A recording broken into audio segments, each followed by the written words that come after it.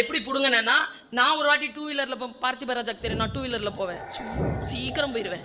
அப்போ விழுந்துட்டேன், காலில் அடி.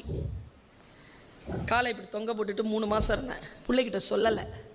கடைசி மாதத்தில் தெரிஞ்சிருச்சு அவனுக்கு. பிள்ளை வீட்டுக்கு ஓடி வந்துட்டான். கோயம்புத்தூரில் படிச்சுட்டு நான் வந்துட்டான்.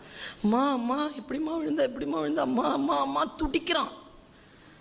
அம்மா இவ்வளோ பெரிய எலும்பு முறிவாம்மா, அம்மா அம்மா அம்மான்னு அழுகுறான்.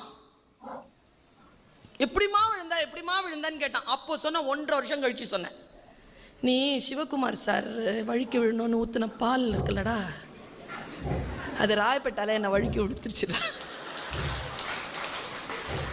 யாருக்கோ நீ செய்யக்கூடிய தீங்கு உன் நன்மையானவர்களுக்கு வந்து சேரும்.